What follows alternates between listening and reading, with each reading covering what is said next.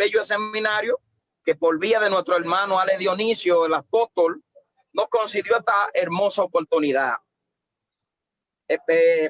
Apocalipsis capítulo 20, versículo 15, solamente un verso bíblico, y luego vamos a entrar en materia para avanzar con el tiempo, ya que la noche ha avanzado un poquito. El libro de Apocalipsis capítulo 20, versículo 15 dice: y el que no se halló en Cristo en el libro de la vida fue lanzado al lago de fuego. Pasen conmigo a la carta de los Romanos, capítulo 3, versículo 23, y dice: por cuanto todos pecaron, están destituidos de la gloria de Dios. Esos dos versos los vamos a tener como cita de apoyo para entrar en pecado y su consecuencia. Primero quiero recordarle la palabra pecado. ¿Qué es pecado? Pecado es toda desobediencia y transgresión a Dios.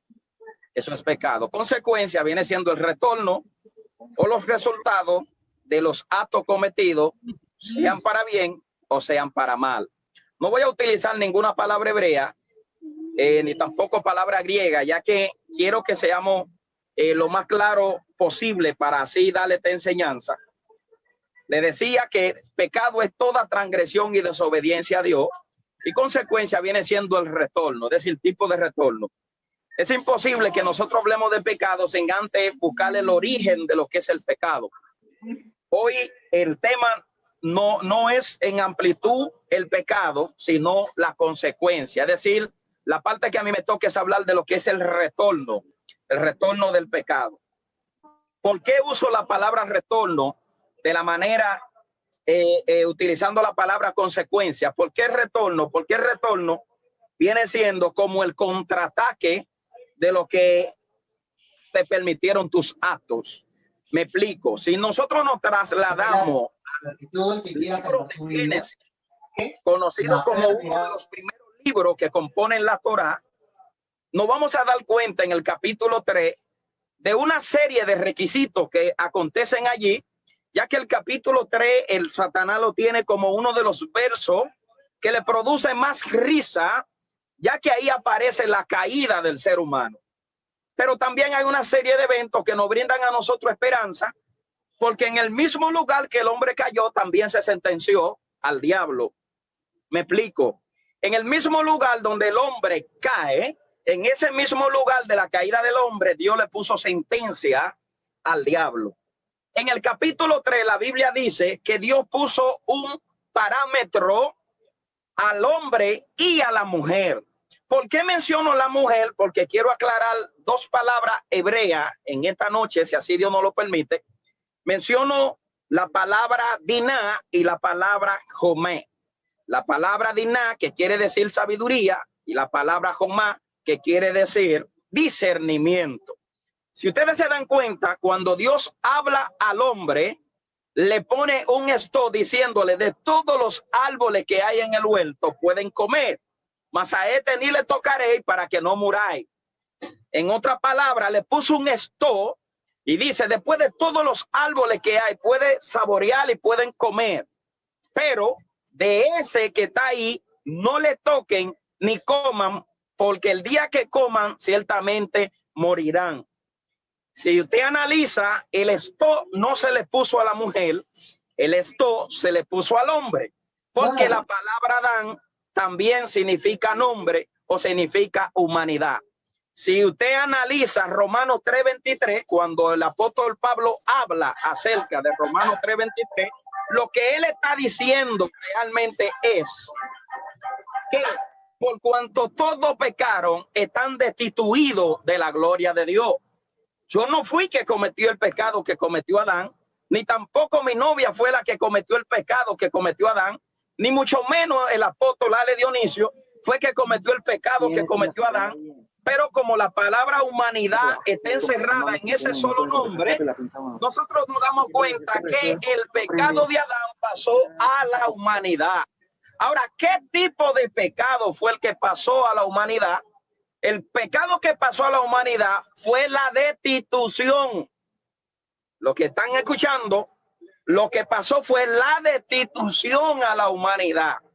El permiso a gloria o a presencia de nuestro Señor Jesucristo.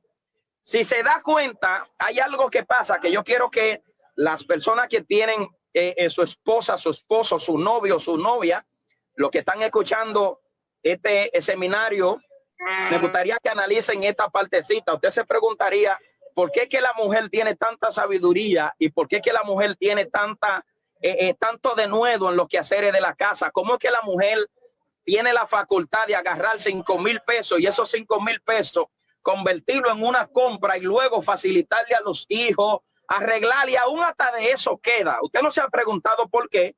Es porque la palabra diná es la que compone la mujer, que quiere decir sabiduría. Pero la palabra jomé, que quiere decir discernimiento, es lo que compone el hombre. Usted se pregunta por qué el diablo engañó a la mujer en el huerto. La engañó porque en ese momento no estaba el jomé o el chomá, que quiere decir discernimiento, que es lo que porta el hombre. Por eso cuando Dios enseña acerca del matrimonio, y me disculpan que no estoy hablando acerca del matrimonio, sino para darle apertura acerca de lo que es el pecado y su consecuencia, es bueno que nosotros analicemos esta parte. ¿Por qué Dios dice que el hombre no es sin la mujer y la mujer no es sin el hombre? En otra palabra, lo que él está diciendo es que la sabiduría sin el discernimiento es un caos, o el discernimiento sin la sabiduría es otro caos. Lo que él está diciendo es que si el hombre hubiese estado en el momento que la mujer estaba en el huerto, la mujer nunca come del árbol que el diablo le ofreció, porque ella tenía la sabiduría para saber y ver lo que se le estaba proponiendo, pero no tenía el discernimiento para darse cuenta del engaño que el diablo le estaba facilitando. Entonces, ¿dónde entra Satanás? Entra con la idea de que no está el discernimiento para darse cuenta de la consecuencia que le va a traer en el momento que coma. Por eso la mujer come con mucha facilidad, sin darse cuenta realmente de ese yomá que hacía falta. Él dijo, voy a aprovechar el momento que no está el yomá y me voy a entrar ahora que está el diná, que está la sabiduría para ella saber realmente lo que hay, pero no está el discernimiento para darse cuenta la consecuencia que le va a traer esta mujer comer de la manzana. No sé cuánto me siguen. Entonces, en ese momento que esta mujer come, quiero aclararle algo. En ningún momento Dios quería que la mujer no tuviera conocimiento, porque recuerde que el diablo lo que le dice es, en el momento que tú comas, te serán abiertos los ojos y sabrá el bien y el mal. Dios no estaba opuesto realmente a que la mujer y el hombre que tengan conocimiento del bien y el mal, por cuanto el hombre es portador del discernimiento de saber el bien y el mal.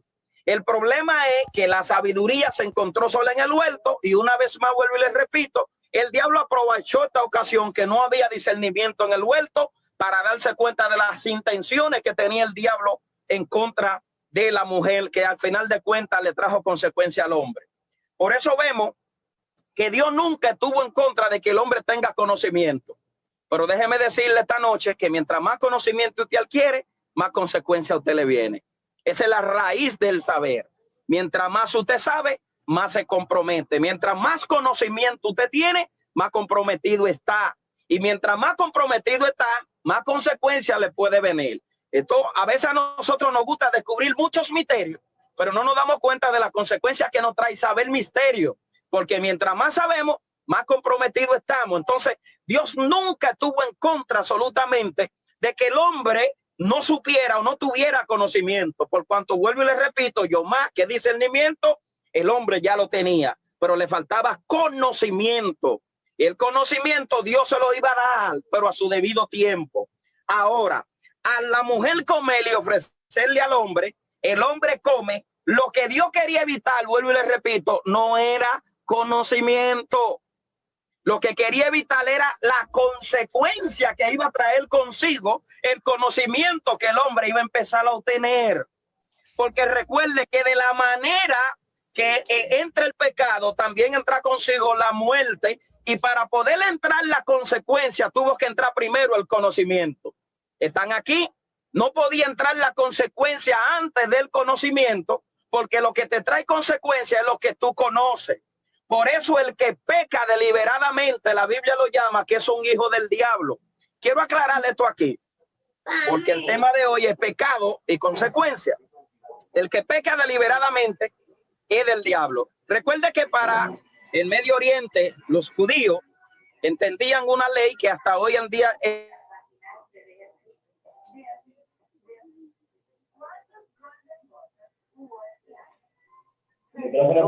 Roberto Carlos, cierra todos los micrófonos, cierra todo. Todos los micrófonos.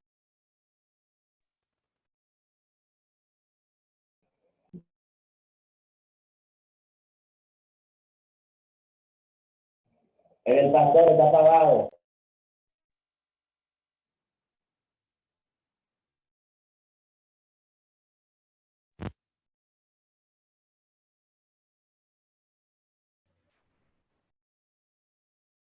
El pastor está apagado el micrófono.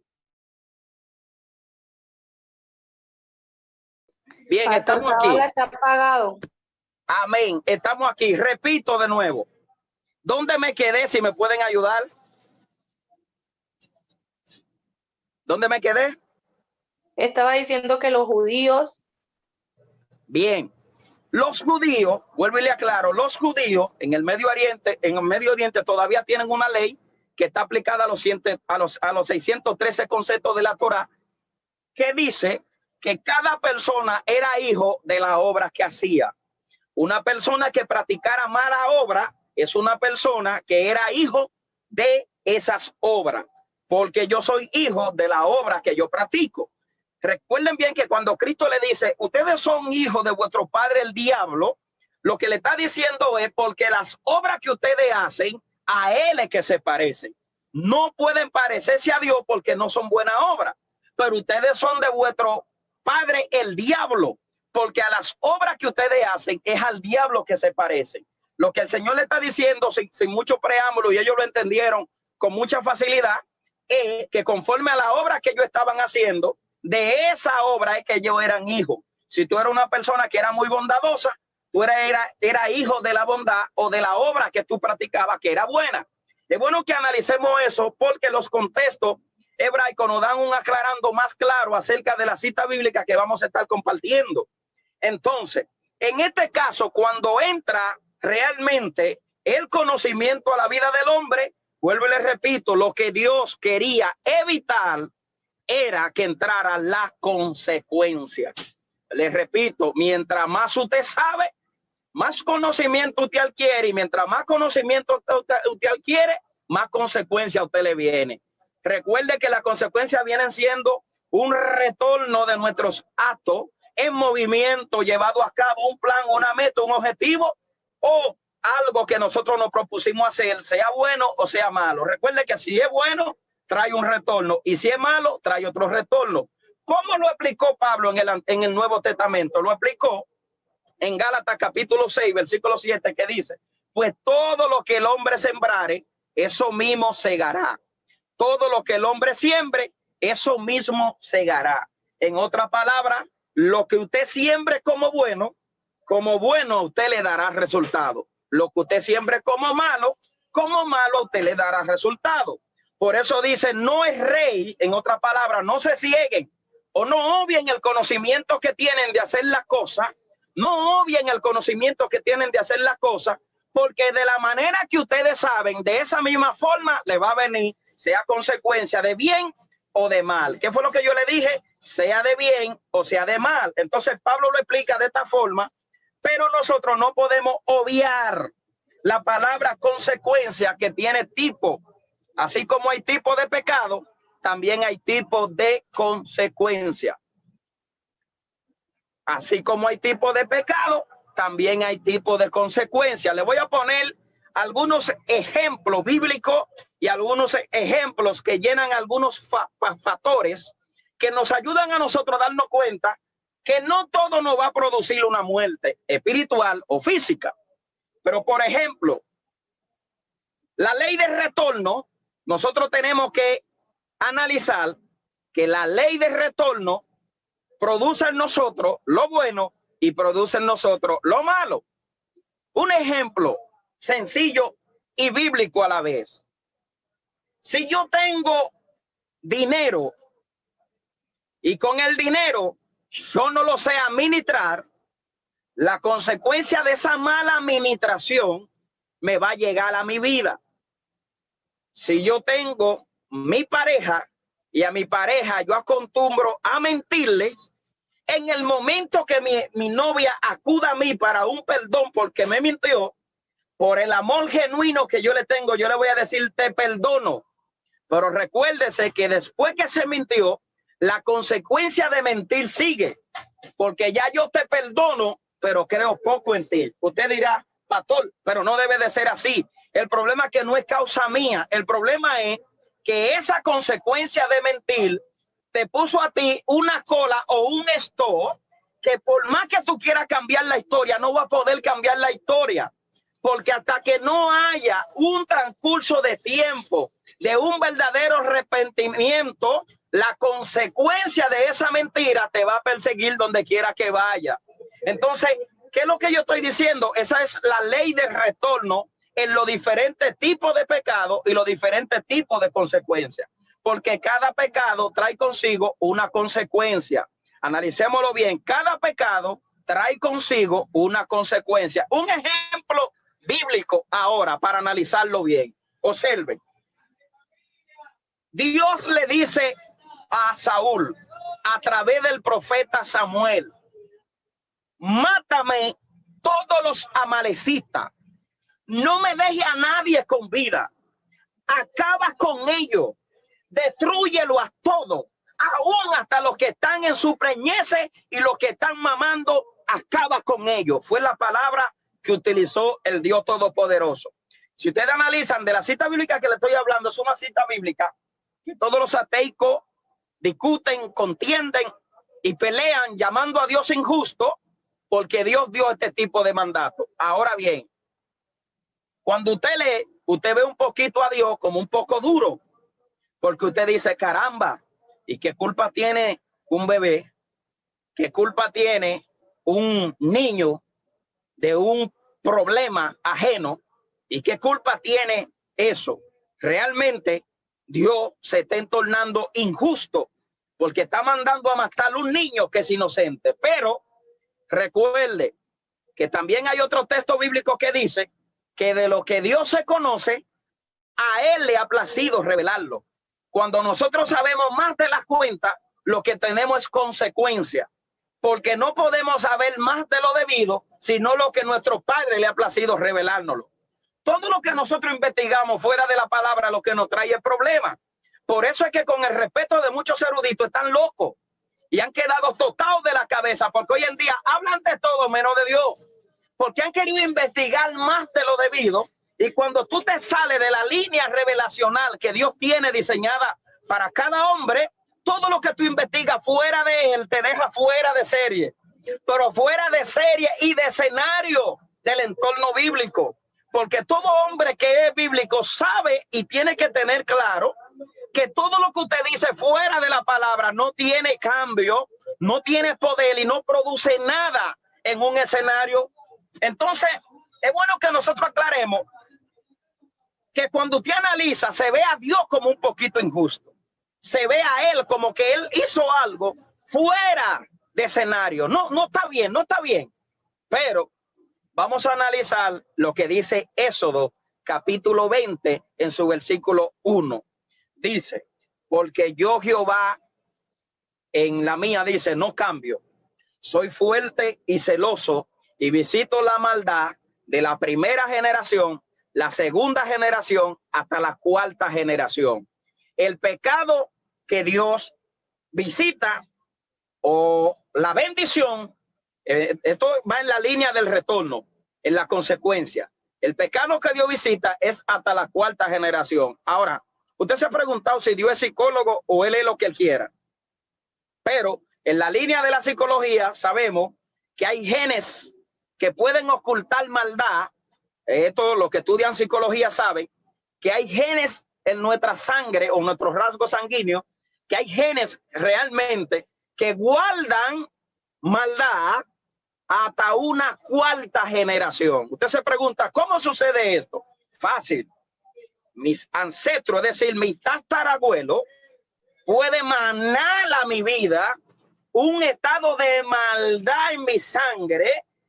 Para el Medio Oriente se usa mucho. Ustedes ven que había mucha discusión entre ellos mismos, pero es por maldad que cometieron sus padres en un tiempo atrás, y ambos combatían y entraban en batalla porque se tenían odio aún siendo del mismo pueblo, solamente porque una vez pasó algo o se cometió algo y ellos tomaban venganza de aquel algo que hace mucho, sea en la primera generación y se esté viviendo la cuarta, se entraban en venganza. Entonces, lo que yo quiero que usted analice es que Dios, que se la sabe toda, le está diciendo a Saúl que corrigiera algo que sucedió mucho antes de que Saúl naciera. Porque recuerde que el pueblo amonita, ese pueblo amonita agarró y no quería dejar cruzar el pueblo de Israel por el Jordán. Y en ese tiempo Israel no tenía rey. Y lo que Dios está haciendo es que está plantando un rey y le está dando un mandato de una consecuencia que él está visitando, que sucedió mucho antes de que Saúl naciera y fuera rey en Israel. Porque él es Jehová fuerte y celoso, que visita la maldad de la primera hasta la cuarta generación. Entonces, ¿qué es lo que él está haciendo? Esto se ve injusto en el tiempo de Saúl, pero lo que Dios está haciendo es tratando de terminar algo que más adelante vamos a ver la consecuencia de la desobediencia. Porque si usted analiza, cuando él le da este mandato, Saúl hizo lo que a él le pareció, porque él visitó el pueblo de Israel, y cuando visita el pueblo de visita el pueblo de los amalecitas, acaba con todo menos con el rey. Acabó con todo menos con el rey. El rey lo dejó vivo. Ahora pregúnteme, ¿cuáles fueron las consecuencias de Saúl? Esa es una cosa. Yo sé que si yo peco me trae consecuencias, pero al que yo hago pecar también le trae otra consecuencia, porque la consecuencia de Saúl fue que Jehová lo destituyera, pero la consecuencia que le trajo al pueblo es que más adelante el pueblo que él no quiso destruir, en otro tiempo lo iba a destruir a él. Ahí vemos, no sé si un tataranieto de los amalecitas de esa misma generación llamado Amán, en el libro de Tel, que hace un banquete para destruir todos los judíos. Entonces usted se pregunta, ¿cómo es que Jehová, cómo es que realmente Jehová mandó esto para destruir un pueblo que tenía hasta niños? Míralo ahí, más adelante la consecuencia la vemos cuando casi todos los judíos iban a ser destruidos por una desobediencia de un hombre. En ocasiones nosotros tenemos mucho miedo de hacer lo que Dios nos manda por temor a lo que el hombre va a cuestionar. El hombre que Dios llama al pastorado, que sabe que Dios lo llamó al pastorado, tiene que darse cuenta que el día que haga las cosas bien va a tener un público de críticos, y el día que haga las cosas mal va a tener otro público de críticos, porque los tiempos que estamos viviendo son tiempos que nos dicen a nosotros que hay un grupo que vas a criticar lo que tú haces bien y otro grupo va a criticar lo que tú haces mal. Entonces, si tú te llevas solamente de lo que te critican cuando tú lo haces bien, va a ofender a los que te critican cuando tú lo haces mal. Entonces, esto no es ni para caerle mal ni para caerle bien, sino para hacer lo que Dios manda. Porque lo que Dios manda es lo que va a evitar la consecuencia del que Dios mandó y del pueblo que le está siguiendo. No sé si me siguen, pero lo que Dios te manda hacer es lo que va a evitar la consecuencia que te puede venir a ti y la que le puede caer al pueblo. Saúl no hizo lo que Dios le mandó, no pudo evitar la consecuencia que le trajo a él y la consecuencia que le trajo al pueblo, porque él perdió su trono. Jehová lo destituyó por completo, pero no al pueblo más adelante. La generación se iba a morir toda porque Amán había planeado una horca para todos los judíos. Eso se llama consecuencia de pecado. Entonces, vamos a analizar cuál es el criterio judaico o el criterio hebraico, porque recuerden que cada enfermedad que tenía un israelita, si hay alguna pregunta estoy abierto, pero cada enfermedad que tenía un israelita se le atribuía a una consecuencia de un pecado. ¿Por qué? vuelvo y les repito, me gustan las costumbres judías porque en ello hay una formación divina muy distinta al dominicano. Nosotros tenemos algo aquí y es el libro de Mateo, capítulo 9. Le decía ahorita al principio que cuando una persona tiene conocimiento, por el conocimiento que tiene, es que le viene la consecuencia. ¿Cómo así? Buena o mala, porque la consecuencia es simplemente una ley de retorno registrada en Gálatas capítulo 6, versículo 7. No es rey, Dios no puede ser burlado, lo que el hombre sembrare, eso mismo segará. Esa es la consecuencia del hombre. Pero nosotros hemos atribuido pecado, que no podemos ver esa parte, que hay pecados que son de muerte y pecados no de muerte. Los pecados que no son de muerte son aquellos pecados que ustedes saben que traen una consecuencia leve, pero que no me llevan al infierno. Los pecados que son de muerte son aquellos pecados, como después más adelante lo vamos a estar explicando en la cita que leímos. Pero vamos a entrar a Mateo capítulo 9, versículo 41. ¿Qué dice esa historia? La Biblia dice que allí había un hombre que había nacido ciego. Al hombre nacer ciego, recuerden el concepto hebraico que dice que cada hombre que nacía así, con este tipo de enfermedad, era porque había pecado o su generación le había transmitido el pecado que había cometido. En otras palabras, se veía ese hombre como que él estaba obteniendo las consecuencias de su generación. O él había pecado en secreto y Dios lo estaba revelando en público con la enfermedad que tenía. Eso es lo que ellos creen. Pero en este caso de este hombre que nace ciego, la Biblia dice que Jesús llega a él y le dice que si quiere recuperar la vista, y el hombre recupera la vista, pero luego este hombre, después que ve, es cuestionado. Entonces interrogan a este hombre diciéndole: ¿cómo así que tú ves? ¿Tú no naciste ciego? ¿Quién te devolvió la vista? Porque para el judío este hombre está pagando la consecuencia de su pecado o la consecuencia de sus ancestros que pecaron por él, y él está viviendo la consecuencia, es decir, enseñando el pecado público, la vergüenza de su familia. Entonces lo cuestionan a él y le dicen: ¿cómo es que tú ves? ¿Tú no naciste ciego? Hasta un modo que interrogan la familia, y la misma familia le dice: bueno, edad él tiene cómo defenderse, él sabe qué decir, él sabe qué hablar. Pero en este caso, lo que me llama la atención es el Mateo capítulo 9, versículo 41, porque ahora Jesucristo se encuentra con los jebuseos, con los fariseos, con los escribas, con los herodianos, con los celotes, con un grupo, pero que había un grupo que solamente le interesaba, que era la parte farisea, el tipo de pecado que este tipo había cometido. Y le dice él: ¿cómo es que tú blasfemes en el nombre del Padre, haciendo milagro a este hombre que nació ciego, cuando tú sabes que él, en otra palabra, lo que le están reclamando es el pecado, que cómo fue que lo pudo liberar? Entonces, en este caso, Jesús le contesta y le dice: porque ustedes dicen que ven, es que el pecado permanece entre ustedes. En otra palabra, la misma palabra que le dije al principio: cada conocimiento que tú tienes traerá contigo ¿qué? Una consecuencia. Mientras más sabes, más consecuencias te vienen. Mientras más quieres, mientras más busca, más conocimiento tendrá. Pero mientras más conocimiento tenga, más comprometido te vas a ver delante de la presencia de Dios. Por eso que nosotros nos perdemos por lo mucho que sabemos. Por eso nos perdemos más rápido. ¿Por qué? Porque la ignorancia fue una etapa quemada encontrada en el libro de los Hechos, capítulo 16, 17:30, que dice: y Dios ha pasado por alto los tiempos de la ignorancia, ahora manda a todos los hombres que se arrepientan.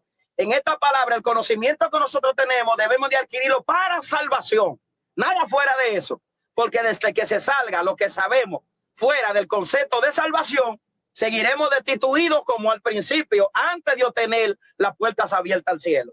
Entonces lo que él le está diciendo es: porque ustedes dicen que ven, el pecado permanece en ustedes. Y si ustedes hubiesen nacido ciegos como él, ¿por qué? Porque ¿cuál fue el cuestionamiento? Maestro, una pregunta: ¿quién pecó, este o su padre?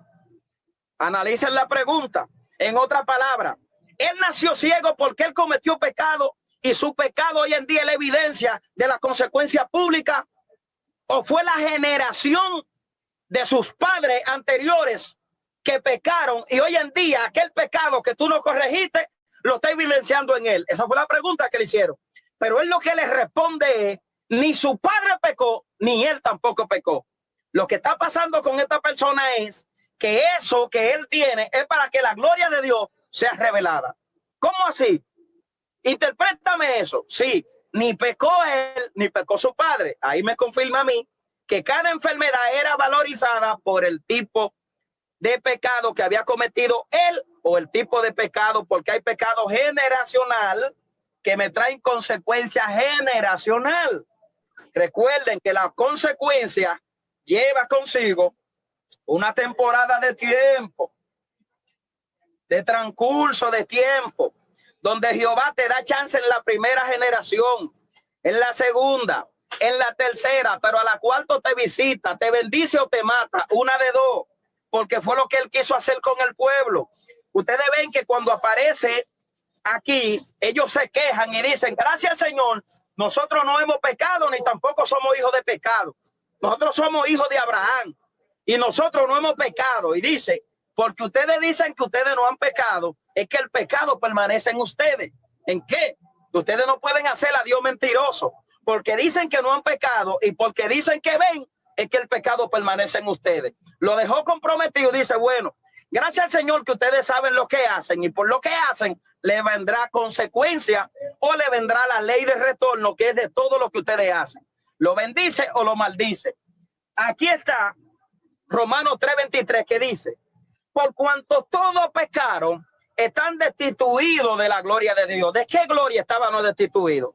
De la misma gloria que Dios dio a Adán en el jardín del Edén, donde a él le aplica a Adán la humanidad entera, y la humanidad que estaba constituida por un hombre también fue destituida por el mismo hombre. Ahora, por el segundo hombre, la humanidad fue restituida, porque una cosa es ser destituido y otra cosa es ser restituido.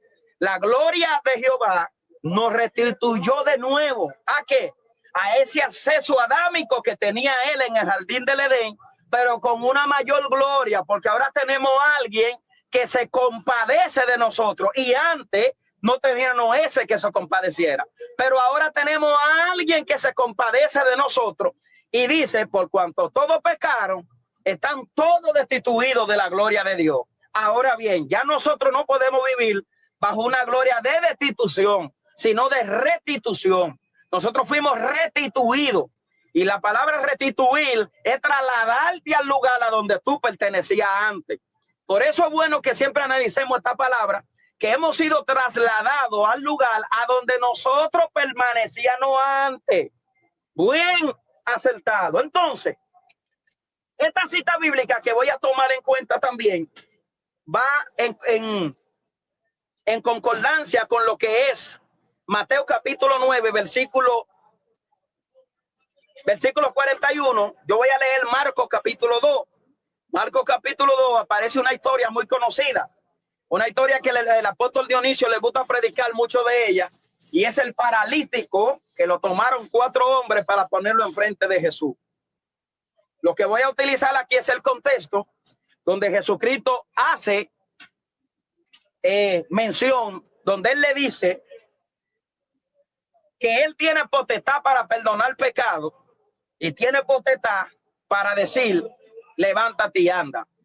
Cualquiera de las dos que Jesucristo dijera, para los escribas iba a ser un poco chocante. Recuerde, siempre hago mención de esto. Nosotros tenemos que saber que para los judíos ningún milagro le llama la atención. Para el que tenga la oportunidad de ir a Israel, no vaya allá a hablar lengua. Y si habla lengua, más adelante dígale lo que la lengua le dio para que usted interpretara. Tampoco vaya allá a hacer señales, porque de señales ellos saben más que usted. Vaya allá lleno de fruto, porque cuando usted está lleno de fruto, para ellos usted es un portador de la imagen. Y mientras más fruto usted da, más revive la imagen en ellos, y usted tiene más posibilidad de que se escuche su mensaje que por los milagros que usted haga. Entonces, Es bueno que tengamos en cuenta que cuando el Señor hace este tipo de milagro, Él le dice, hijo, tu pecado te son perdonados. A ti te digo, levántate y anda. Los judíos cuestionan y dicen, ¿cómo así? Pero lo que yo quiero que tomemos en cuenta es lo que el Señor le está diciendo. Ese paralítico estaba ahí, no fue porque nació paralítico. Ahí sí había una consecuencia de pecado. Hay enfermedades que son consecuencias de pecado. Recuerden bien esto, la ley de retorno. Hay pecado de muerte y pecado no de muerte. Le dije ahorita que si yo soy una persona que consigue dinero y después que yo tengo dinero lo derrocho, yo voy a tener la consecuencia de ese derroche. ¿Cuál es mi consecuencia? Que no tengo dinero. Y cuando necesite, no voy a tener. Si yo soy una persona mentirosa, yo me puedo arrepentir delante de la presencia de Dios, pero cuando me vean a mí, la gente va a decir, allí va el mentiroso, aunque yo haya dejado de hablar mentira. ¿Cuál fue mi consecuencia? Ese lazo que yo dejé de que ya a mí me tengan como mentiroso, aunque ya yo dejé de mentir. Esa es mi consecuencia. Entonces, analicen que él le dice, tus pecados te son perdonados. O cuando lo cuestionan, él dice, ¿y qué mejor decir? ¿Que sus pecados le son perdonados? O le digo yo, levántate y anda. En otra palabra, le está diciendo, quien lo tiene ahí acostado es su enfermedad, y esa enfermedad es su consecuencia del pecado cometido. Aquí sí Cristo lo afirma, porque él le dice, ¿qué es mejor decir? ¿Sus pecados le son perdonados? O hijo, a ti te digo, levántate y anda. Si sus pecados le son perdonados, eso le está dando acceso a que recupere la salud. Porque los que lo tiene ahí acostado, no fue que nació ciego, ni que su familia pecó. Fue su pecado personal, le trajo consigo una parálisis en modo consecuencia. ¿Cuál pecado cometió? No sé, la Biblia no lo dice, pero estaba ahí por causa de un pecado. Entonces, una de las cosas que nosotros tenemos que saber es 3 cosas que hace el pecado, y lo voy a resumir de manera breve. Una es, el pecado acaba con tu finanza. ¿Qué fue lo que dije? El pecado acaba con tu finanza, porque dice la Biblia, Proverbio 28:13, el que incumbre su pecado no prosperará, mas el que lo confiese y se aparta alcanza misericordia. La misericordia es el chance de la muerte que no llegará a ti, pero la consecuencia de ese pecado viene en ley de retorno a causa de lo que sembraste, para que no ligamos una cosa con la otra. Ay, Dios me perdonó, Dios te perdonó, pero la ley de retorno es una ley que está en la tierra, registrada en Deuteronomio capítulo 28, conforme a la ley. Luego se lo explico. Entonces, ¿qué es lo que yo le estoy diciendo ahora? Que ahora el pecado acaba con mi finanza y me mantiene enfermo. Pero no solamente el pecado me mantiene enfermo, el pecado también me roba la juventud. Ustedes me disculpan que a veces vemos personas dentro de nuestra congregación y tú le preguntas, ¿y qué edad tú tienes? Y ellos te dicen, yo tengo 16 años, pero esos 16 años sumado más 16 son 32. Y si le suma 20 a esos 32 son 52.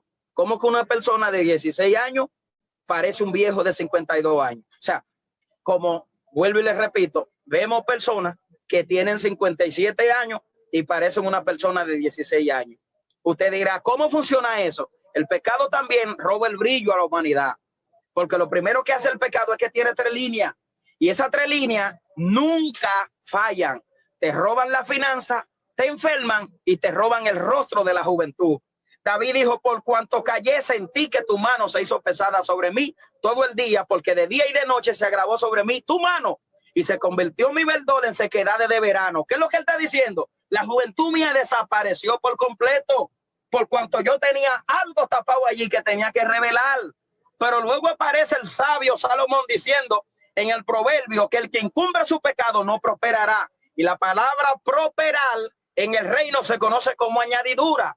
Y Dios no le puede añadir a quien ofende el reino. Ahora, ¿qué es pecado? Es toda transgresión y desobediencia a Dios o a la ley. En Israel, a la Torá o a Mindrá. Toda transgresión, toda desobediencia es pecado. Y hay un pecado que es de apariencia, que también trae un tipo de consecuencia. La apariencia es un pecado criminal, igualito que el pecado de muerte, igualito que el pecado no de muerte. Entonces, ya para entrar en lo que es el modo conclusión de esta noche acerca de lo que es el tema, su pecado y su consecuencia, recuerde algo. Deuteronomio capítulo 28 dice, Dios bendice ¿a quién? A quienes cumplen, y Dios maldice a quienes desobedecen. ¿Qué fue la cita que nosotros leímos? ¿Cuál fue la cita que leímos? Apocalipsis. Leímos Apocalipsis 20:15 y leímos Romanos 3:23. La ley bendice a quienes la cumplen y maldice a quienes la desobedecen. ¿Qué vino a ser Cristo a la tierra? Vino a cumplir la ley que el pueblo no había obedecido. Con el cumplimiento de la ley entra la restitución al hombre. Con el cumplimiento de la ley entra la restitución al hombre. ¿Por qué hay cristianos que en un tiempo de bendición están en maldición? Porque la palabra de bendición no le están dando cumplimiento. Y como no le está dando cumplimiento a la palabra de bendición, entra consigo en un tiempo de maldición, pudiendo estar bendecido. Eso no falla, porque la palabra de Dios está dispuesta a bendecir al que la obedece y a maldecir al que la desobedece. Esa es la ley de retorno y las consecuencias que le trae a cada hombre en no cumplir la palabra de Dios. Entonces, otro verso bíblico que no puedo pasar por alto es esta última cita bíblica que me enamoré muchísimo de ella cuando la leí, que es la cita base de esta noche. El que no se halló en Cristo en el libro de la vida fue lanzado al lago de fuego. Hablar de esto ya sería en otro tomo, en otro módulo, ya sea que el apóstol más adelante realice otro seminario, porque es bien amplio lo que hay aquí, ya que aquí se está hablando del pecado final, de la destitución. Los que estudian esta escatología saben que cuando Dios habla de destruir cielo y tierra, no está hablando de destruir el cielo y la tierra, ya que Dios no puede destruir lo que en un principio él llamó bueno. Él dijo que vio todo lo que había creado y fue bueno. Y la palabra bueno para Dios pasa con un peso eterno, donde su realidad de su palabra, al ser eterna, no tiene mutación ni sombra de variación. Esta palabra no puede variar, porque ya él llamó bueno a algo, mañana no puede decir que es malo. Él no es como nosotros. Nosotros decimos, ese pastor es un hombre de Dios, y mañana decimos un hijo del diablo, porque en nuestra palabra hay sombra de variación. Pero en Dios, al ser eterno, lo que sale es eterno, y por su eternidad no puede variar lo que él dice. Por eso que es muy difícil que Dios le diga a un hombre, este año te bendigo, y en ese año lo maldice, porque Dios no puede maldecir y bendecirle a la vez. Usted puede estar en maldición, pero si de la boca de Dios salió bendición, usted bendecido en su maldición, porque él no tiene sombra de variación. Dios no muta, él no tiene sombra de variación. Lo que él dice es inmutable, es decir, él es inmutable. Él no tiene ley de retorno, él no se venga como nosotros. Entonces, eso nos da a nosotros apertura y nosotros nos aprovechamos de esa gracia, aunque muchos aprovechándose de esa gracia demasiado, hoy en día están viviendo en desgracia, porque la gracia también trae sus consecuencias, pero ya eso lo hablaremos más adelante, si así Dios nos lo permite. Entonces, ¿qué es lo que dice aquí? Aquí dice, y todo aquel que no se halló inscrito en el libro de la vida fue borrado y lanzado al lago de fuego. Ya este tipo de pecado que hay aquí no está hablando de algo sencillo. Ya está hablando de la finalización de lo que él tiene pautado, se ligó con lo que él tiene en la tierra. Y lo que él tiene en la tierra tuvo cumplimiento con lo que estaba escrito en el cielo. Y una vez más que se liguen estas dos, ustedes ven las consecuencias que le vinieron a los ángeles por desobedecer. En segunda de Pedro, capítulo 2, versículo 4, que dice que si Dios no perdonó a los ángeles que pecaron, sino que arrojándolos a prisiones de oscuridad, los reservó para el día del juicio. Esa es su consecuencia por lo que ellos hicieron. A nosotros es otra parte. En esta parte nos está diciendo a nosotros que el que no se halló en Cristo ¿Cuál es el esfuerzo del evangelio? ¿Y por qué usted predica la palabra como pastor, como evangelista, como maestro, como apóstol, como profeta? ¿Por qué usted lo hace? Usted lo hace por la sencilla razón de que usted quiere obtener para sí. Estoy abierto a cualquier pregunta que haga, pero sin antes analizar y decirle que ¿qué es pecado? Es toda transgresión, es toda desobediencia. Yo no puedo pecar si no tengo conocimiento. Por eso mi hijo de 6 años, que un católico me lo quiera bautizar, no me lo puede bautizar porque él no sabe de qué se va a bautizar. Ni tampoco me le pueden traer a su mente un juicio que él desconoce. ¿Por qué? Porque yo solamente doy cuenta de lo que yo sé. Vuelvo y repito, una persona que no sabe qué es pecado, ni tampoco sabe qué consecuencia le va a traer o el acto que cometa, no recibe ninguna condenación. Por eso en Romanos 3:23 dice, destituyeron, pero el Señor no nos podía nos traer a una destitución a nosotros que nosotros no provocamos o a un conocimiento que no tenemos todavía. Pero todo lo que me pase a mí después de Cristo me trae consigo una bendición o una consecuencia, por cuanto yo conozco lo que hago y tengo en mí el conocimiento para saber el bien y el mal. ¿Qué trajo el bien?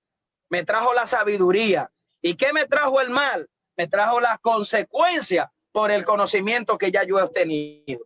Les repito diciendo, yo no soy un transgresor si peco, porque el que dice que no peca está en problemas con Dios.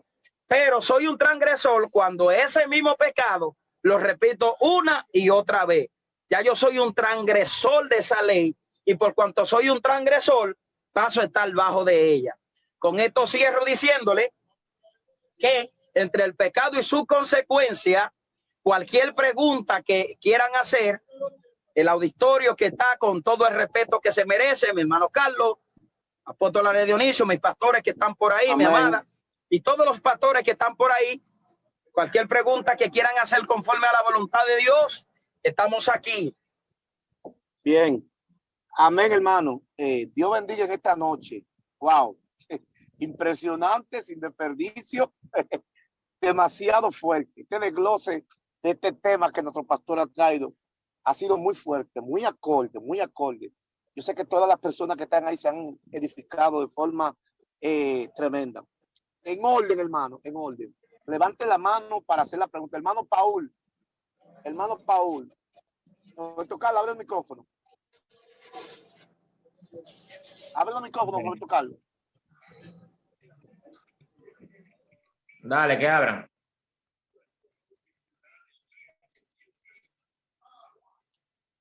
Ya lo quité.